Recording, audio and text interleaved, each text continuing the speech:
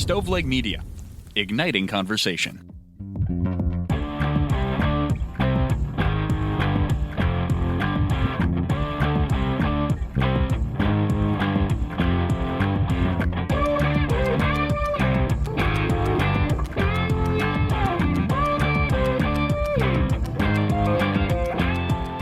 This is True Crime Cast. Jamie and John together, the best I've felt in a long time. So I'm guessing you're sick. I'm not sick. I just don't feel, you have a lot of energy. And I do. I don't know why.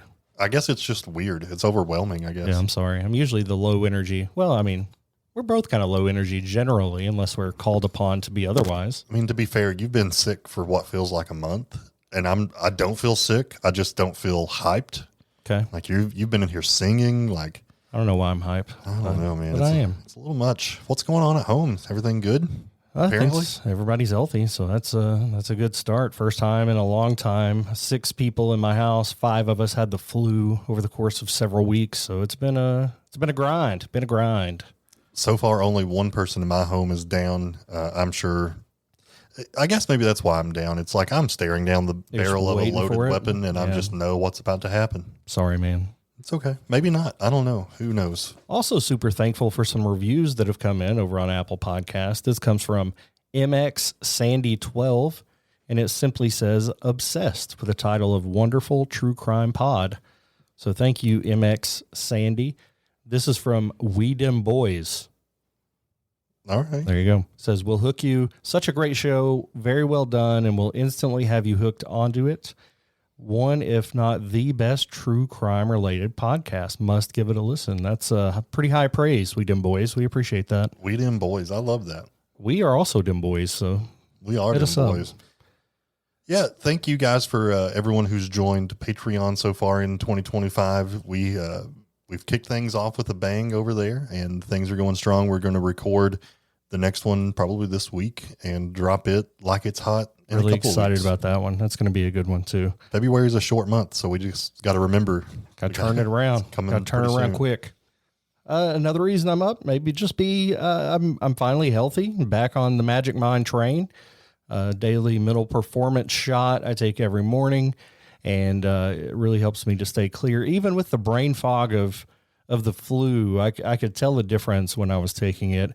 But maybe more importantly is my sleep is better because of their new sleep elixir. And now, we've trusted Magic Mind. We've talked about it quite a bit. But the sleep elixir, the fact they call it an elixir is awesome. But it's a smooth transition to sleep. You don't fall out hard.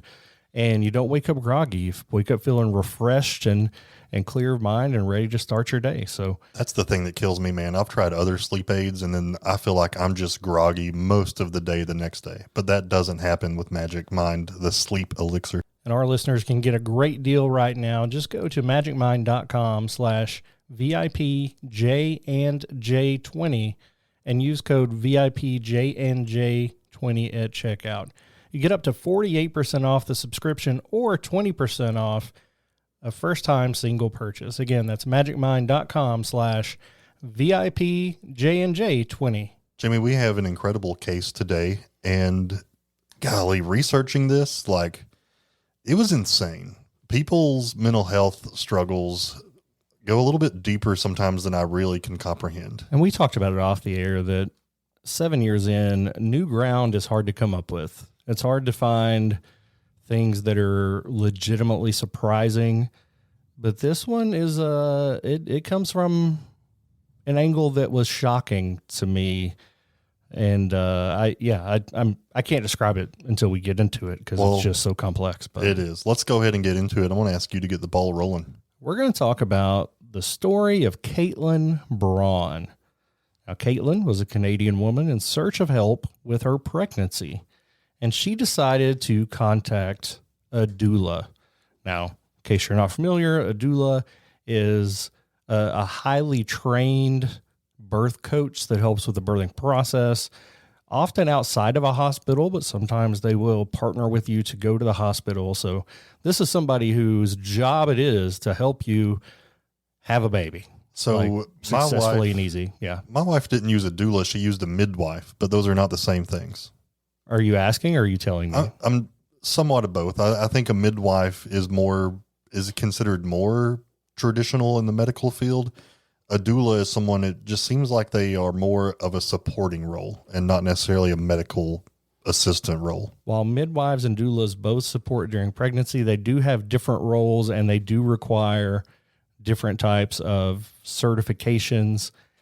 Midwives are usually licensed to deliver babies and sometimes administer medication. So I think that's what you're saying here. Whereas doulas provide comfort measures, they help with the process, they answer questions, and they're there for emotional, physical, and informational support. Yeah, they can't prescribe medication. They can't do a lot of the medical stuff. They're basically like just a support. And I think this is a pretty personal thing to choose. I mean, whenever I have anything medical going on, I want to make sure I'm getting the best person. But nowadays, people are finding everything online, and Kaitlyn went to Instagram to find herself a doula, which maybe that's where you go. People are sharing their doula activities and when they're doulaing around on Instagram, and that's how you discover them. I have a friend of mine who went to college with me. I saw on Facebook, she is a doula. So I didn't know what that really meant until now. A doula is somebody, like I said, who provides that really intense care and support. So you get really close to them during the leading up to the birthing process and throughout that. And they're essentially the advocate for the woman giving birth to get what they need to be safe, to make sure their child's safe, and to stick to whatever birthing plan they set forth. Yeah. So when she contacted this doula, she was actually already in labor and explained that her pregnancy was the result of a sexual assault. I don't know when you would traditionally start using a doula, but I would imagine they're available throughout your pregnancy, but it sounds like she waited until it was happening and then reached out to this one. I think that's a call for reservation situation, not a drive-through. But she tried to get this doula while she was already in labor, which is too late, I would say, but this doula was kind. I've never been a woman and I've never delivered a child, but I have been in the room. And if you didn't have someone there supporting you, it's tough anyway, but without the support, I would imagine that makes it even more difficult. So she wanted that support. She expressed that she was very scared. So the doula went to Kaitlyn's home to help. The doula said that Kaitlyn had a car seat in the living room and a sleeper seat in her bedroom, and she had baby clothes. She had the breast pump, and it checked out. This was an under-supported young woman who was making do with what little she had. Braun claimed her water had broken, but labor lasted for days. The doula began to worry that there would be an infection, so she broke protocol and drove Braun to the hospital. And when they got there, the obstetrician confirmed that there was actually no pregnancy. So the doctor, the OBGYN, examined her and said there was no pregnancy. So right off the bat, man, what's going on? Well, I mean, if you're the doula seeing this, you think, this woman has not only convinced herself she's pregnant, but she's prepared. She's bought stuff. So where's the disconnect here for this medical professional to say there's no pregnancy? What's going on with Kaitlyn for her to believe so fully that she was pregnant? Well, Braun said that she was confused, and the doula drove her home, continuing to show her support. And it would be years before she discovered that Braun was in fact lying about her pregnancy. From all accounts, looking back on Kaitlyn Braun's childhood, it was pretty positive. She did develop some separation anxiety after she left. Her dad had taken off and left her and her mom. When she was a child, there were 2 incidents where Braun had tried to harm herself. In both of these cases, she swallowed batteries. So obviously some issues here that's causing her to want to do this. As a teenager, she became a cutter, which, John, I know you're a social worker. That's not necessarily always an attempt to end your life, but it is self-harm and a sign of other things going on. She would burn herself occasionally for the same effect of cutting. She also had a history of mental health challenges, and she claimed to have memories of a sexual assault when she was a kid. She said she had major depressive disorder, generalized anxiety disorder, bipolar, and borderline tendencies. And that's a lot if those are official diagnoses. Some of those do go together, but often it's got to be one or the other. So it's very complex if this is indeed her mental health history. She spoke out about suicidal ideation, and she had gone to the hospital in a 12-year span 180 times. That's a lot. Doctors have concluded that most of these complaints, most of the things she came in for, were just made up. So potentially looking for some attention, looking for some help in areas that she was unable to express. So she was making up these other reasons to go to the doctors. But 180 times, obviously, as an American, my first thought is that costs so much money. Well, this story takes place in Canada, where I think healthcare for citizens is free, but God, I would imagine taxpayers are feeling that one. I wonder how that would change the story if you think about it. If she was in America, if she would have gone that many times. I know that for my son, we are in a spot where we are able to pay for our own insurance, but we have like a really high deductible and really high copay. So one trip to the ER for him, and we have spent our max out of pocket for the year. Yeah. And that is in the thousands of dollars. So it's, man, that's a crime in and of itself. We'll do our insurance system another day. Amen. But we're going to get into some specific stories from over the years, but it's kind of been, this case has been looked at, and we've discovered that Braun definitely had an MO. So she handled each of these quote unquote pregnancies kind of similarly. She would approach each doula, typically over social media, with some sort of a very dramatic story, usually involving being pregnant from a sexual assault and a family that has abandoned her. And then she was able to get emotional support from them, but others were taken on a bigger ride. And we're gonna talk some about those, but she would also include stories of pregnancy loss, hysterectomy. She would talk about cancer. She had discussed that she had been raped, and even once that she was just in a coma from all of her medical issues. So these doulas struggled and grieved with her and did all they could to believe that they had saved her life. And they're invested. I mean, that's part of the role here, is you go all in with these individuals to give them the support. So that's making yourself vulnerable. That's putting a lot of trust. And they're getting very invested in what's happening with Kaitlyn. And ultimately, it just continues to get worse and worse for them. One victim in particular was a doula named Katie Nelson. Kaitlyn Braun would tell Katie that she was sexually assaulted and her family had abandoned her, and that had left her with this pregnancy. She told Katie that her baby had no heartbeat and that she was preparing for a stillbirth. And obviously this is getting into some heavy stuff that a lot of people have been through. If this is triggering for you in any way, feel free to step away. But these are the kinds of things that Braun brought up and things that honestly she made up. And these are not things to be joked about. These are real situations. But she told Katie that she was preparing for the stillbirth of her child who was not living. Now, Katie was really worried about Braun, both physically and mentally, and she lived an hour away. So Katie called in the help of another doula that she had worked with before named Amy Perry. Amy and Katie teamed up to help Braun over the phone, and after a few days, like we said, Braun's experiences got worse and worse. Amy and Katie were hearing screaming, vomiting.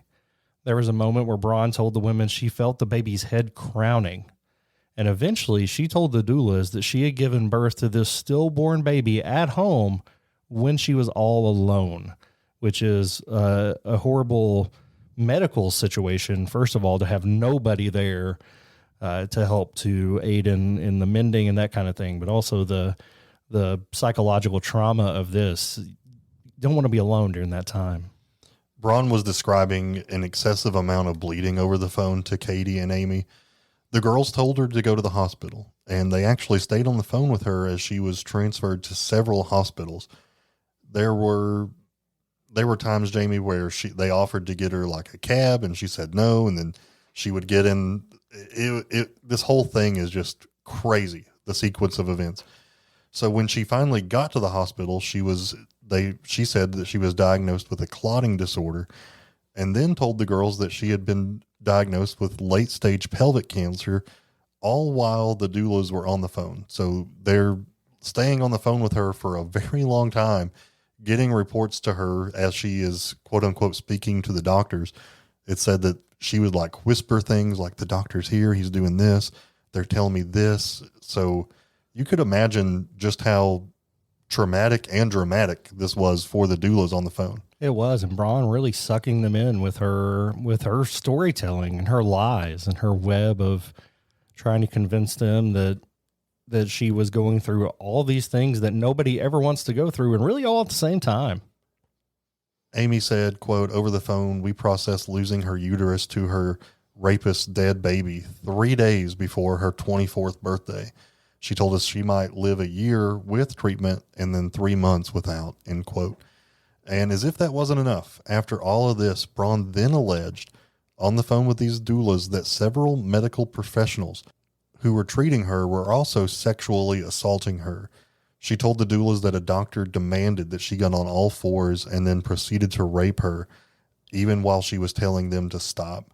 So the doulas, they're on the phone and they want to help. So they actually called the hospital to report the incident. But when they called the hospital, that's when they finally discovered that Braun was never at the hospital. And I have to wonder, looking from the outside, how much of them was already doubting that this was a real story before they called the hospital? Was this a confirmation of their worries that this was being made up?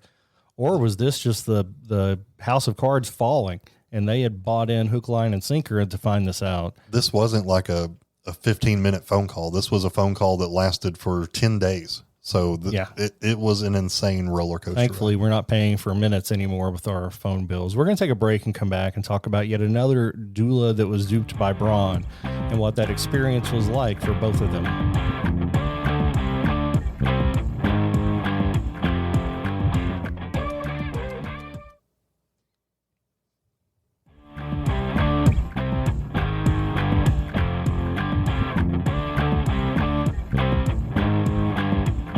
In a separate incident, there was a doula named Verena Hinchy from Stamford, Connecticut, that had a very similar experience to what Amy and Katie had gone through.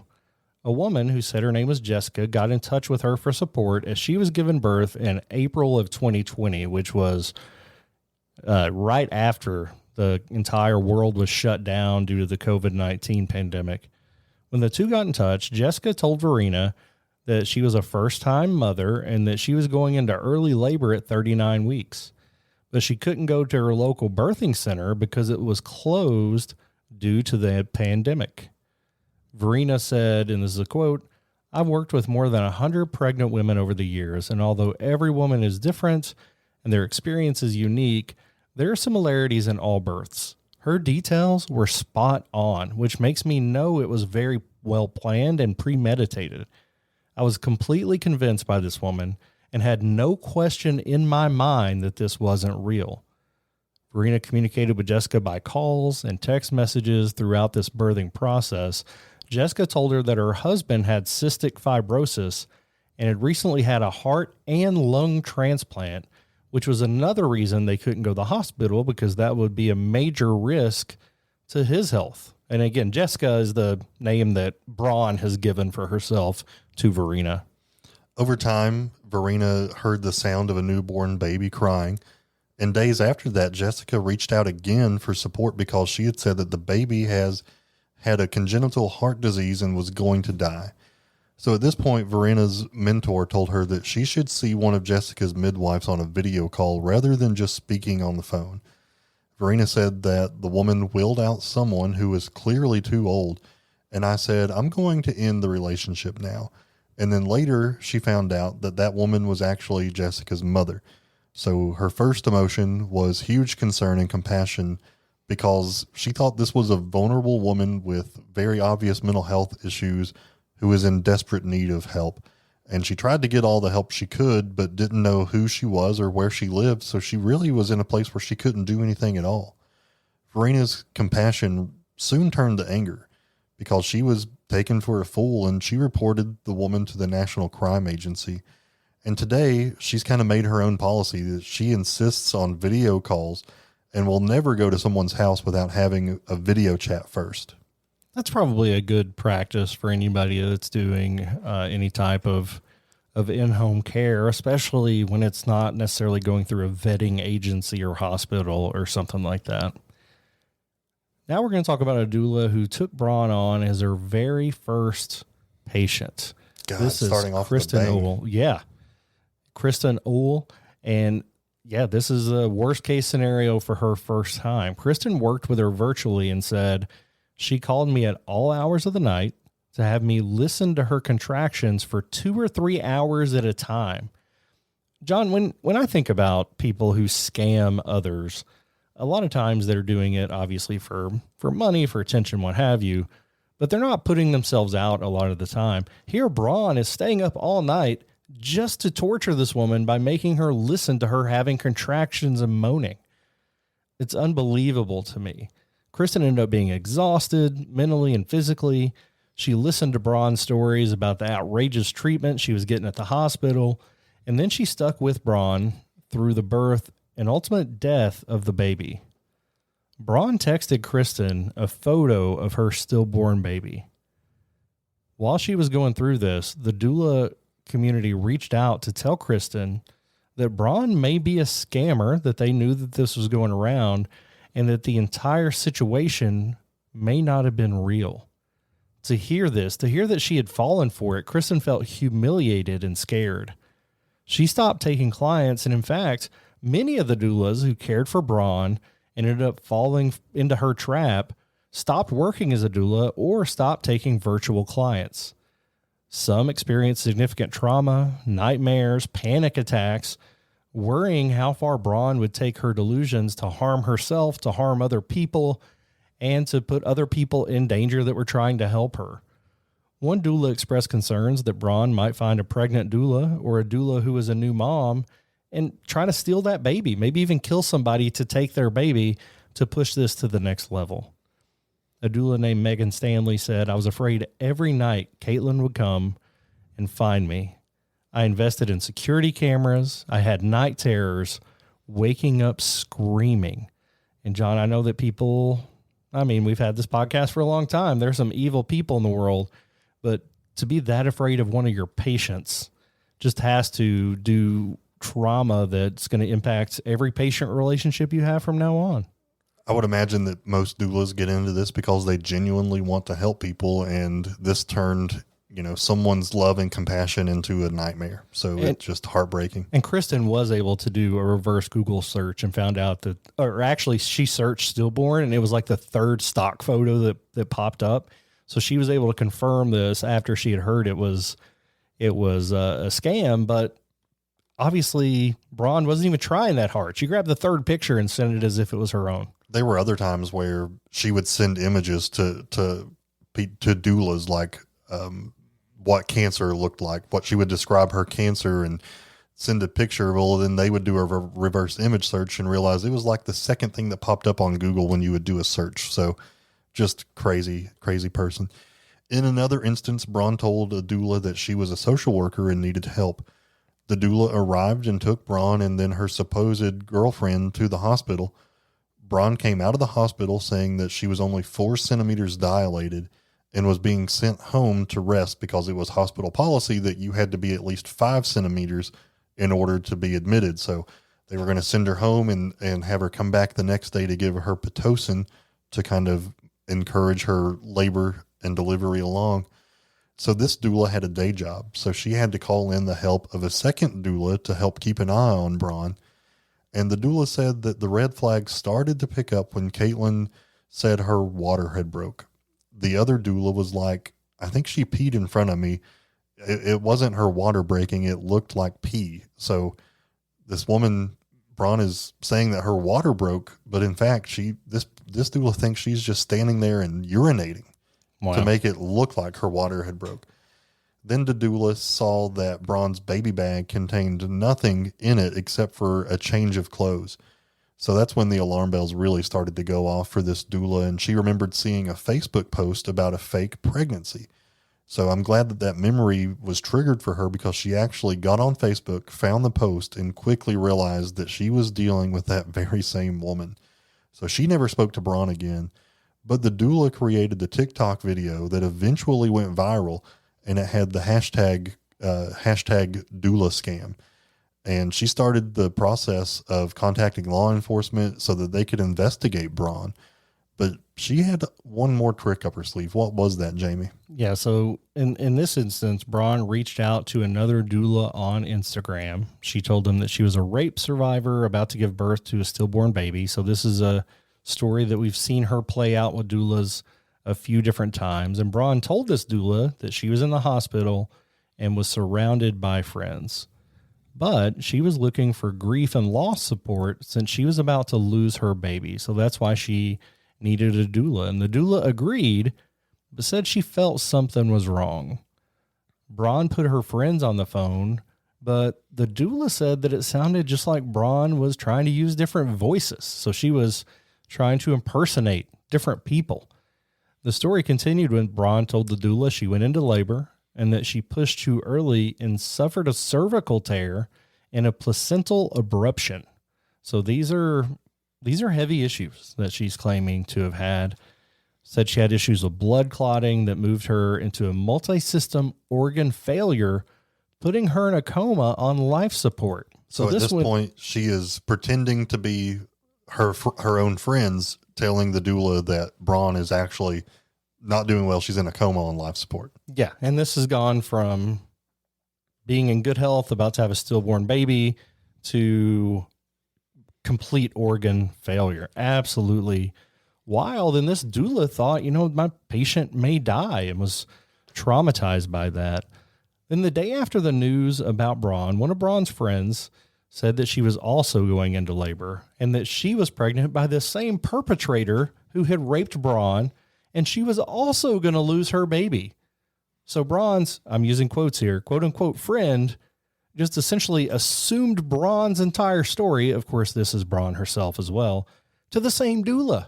So she needed that support somehow. So now that Braun's in a coma, she's pretending that she is pregnant in the same exact scenario that Braun was. And she contacted support. And of course, this is when the doula community finally put this all together, and an official investigation took off. Just days later, in March 2023, Kaitlyn Braun was arrested and was charged with more than 52 offenses, including fraud, criminal harassment, false pretenses, indecent acts, and sexual assault. In December of that same year, 2023, Braun pled guilty to 21 counts and admitted contacting several doulas under false pretenses. Many of the doulas who spoke in court talked about money that they had lost and how their business had suffered in the wake of being scammed. One doula said, quote, "I was driven by a misguided sense of empathy toward your situation," end quote. Many of the doulas talked about her emotional investment in Braun, missing out on their own family commitments, and even allowing this woman into their homes. Many of them spoke about the hours of work and sleep they had missed, making themselves available to Braun for a long period of time. Based on the number who spoke at court, plus the number of doulas that social media, we could find in social media accounts in the group, there are estimates that Braun pulled this same con dozens of times, with possibly up to 50 people being contacted, like 50 doulas who had worked with her. And that's just wild to me. If you look at the amount of time she sucked out of the life of each one, the amount of horrific details she had to go into every time, I can't grasp it. Forensic and clinical psychologist Ohano Ga said, "There are probably a few reasons why someone would do this, and it's important to consider what the person was seeking or trying to elicit from people. In this instance, it sounds like there was a significant care-seeking component to the behavior." She said that this is often a motivation for Munchausen's behavior, where somebody fakes an illness to seek attention and care from others. In her victim impact statement, London doula Shauna Hayes said that she was utterly drained and emotionally defeated. Braun was Shauna's very first client. In court, she said, "Since my time with Miss Braun, I'm fearful of new clients. I'm now less trusting of those seeking out doula support. This is unacceptable to me as someone who wants to give the best support to people."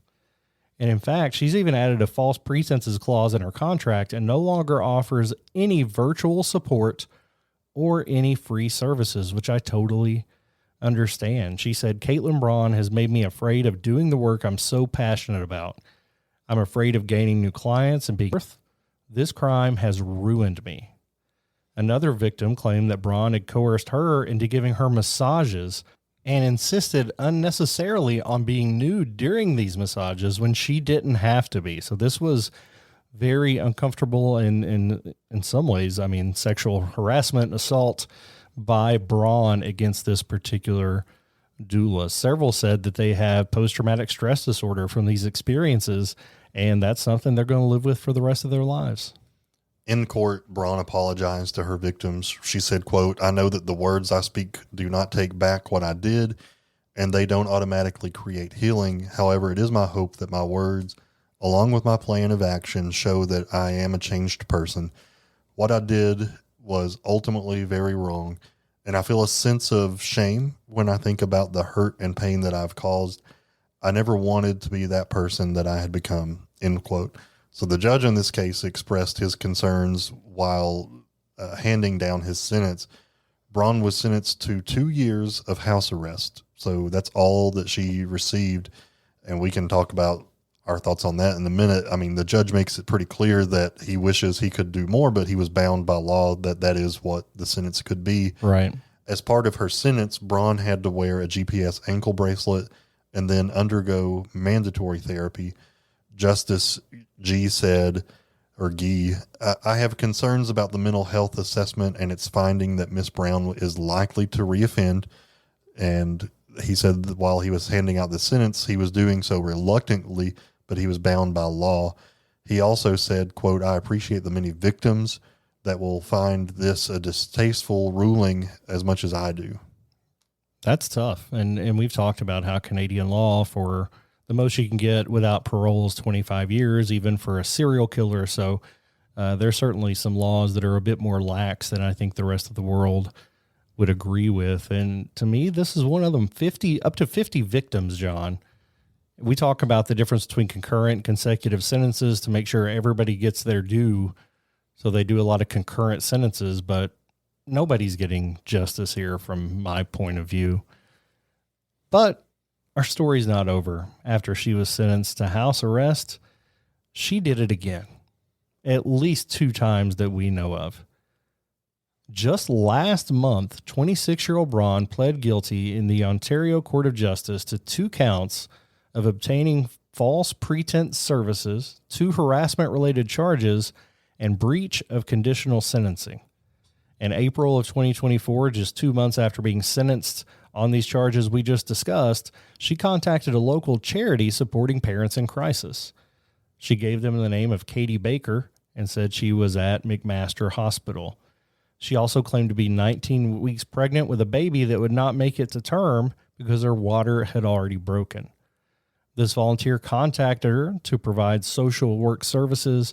Braun kept the volunteer on the phone for 18 straight hours over the next 2 days before the volunteer finally figured out what was happening and who she was talking to. This is awful. This is just awful. You give up so much time and empathy to help this person who is a monster. So the volunteer claimed that Braun would make noises consistent with orgasms during some of these calls and asked the volunteer to describe her own birthing process and how it made her body feel. Braun was not charged with sexual assault, but the victim felt sexually violated. 10 days after that, Braun contacted yet another doula, this time a Hamilton-based doula, and was contacted via text message. This time she said that her name was Jessica Baker, that she was 21 weeks pregnant, and that the baby would not survive, and she was at St. Joseph's Hospital.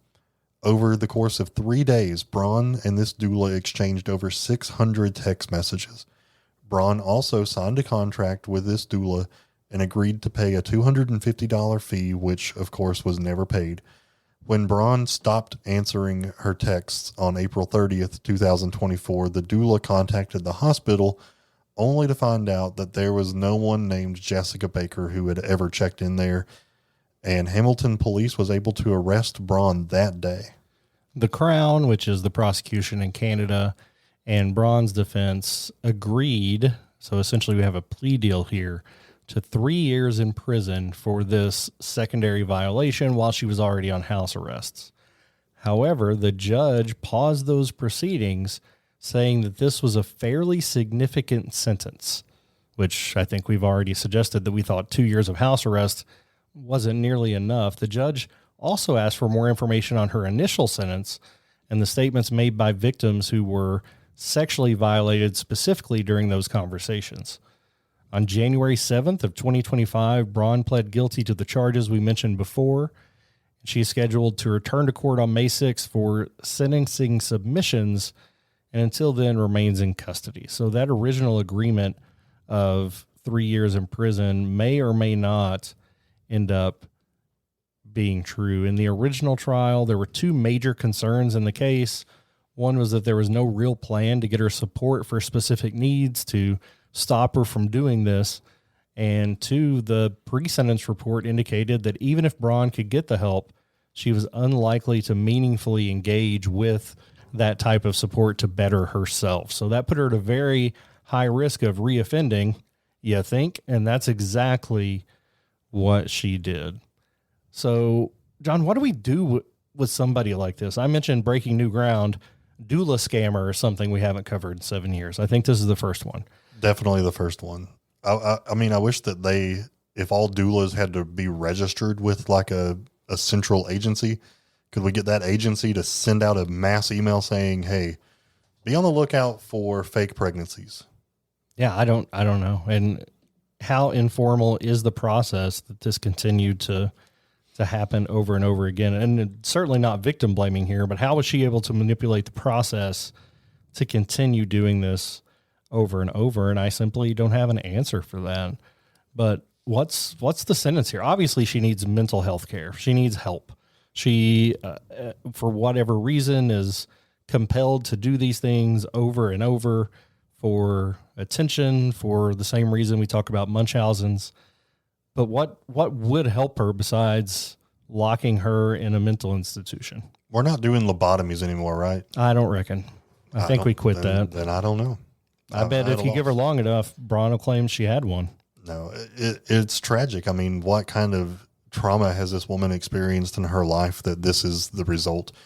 I think we are dealing with someone who has probably been sexually assaulted at some point in her life, and maybe for a prolonged period of time. It makes me sad as a social worker thinking that you look at people's behavior as a sign of what's present in their life. And she's reaching out to a doula for support. It makes me wonder, what's her relationship like with her mom? This woman is desperately seeking the support of a female. What does her relationship with her mom look like? And we didn't take the time to go too deep into it, John, but she also worked as a social worker for a while. So she was in charge of supporting families and kids that were in the social care or social services system there in her area in Canada. So she was, there are some stories that weren't able to really vet fully, but she was likely using that role to do some of these same things to get that attention.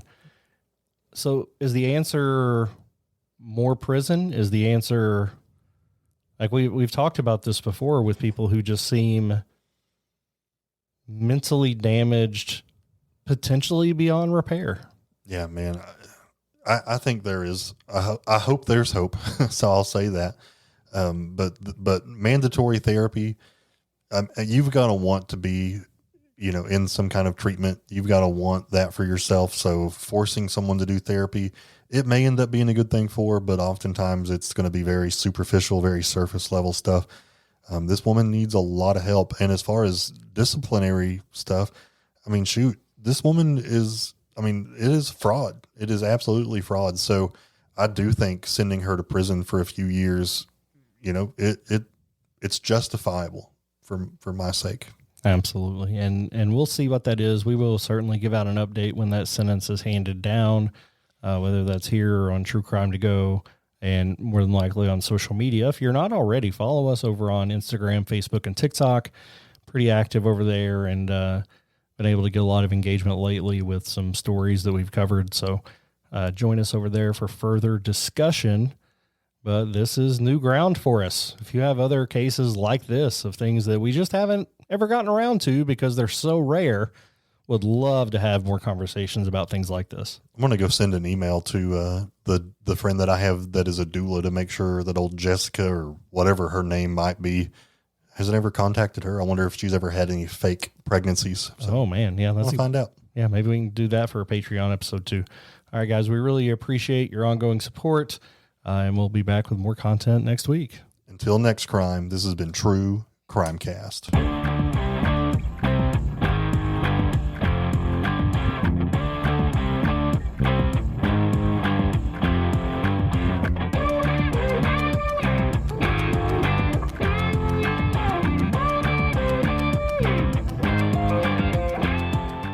You've listened to True Crimecast, distributed by Stoveleg Media. Check out stoveleg.com to find out more about your hosts and to find other podcasts to listen to. Stoveleg Media, igniting conversation.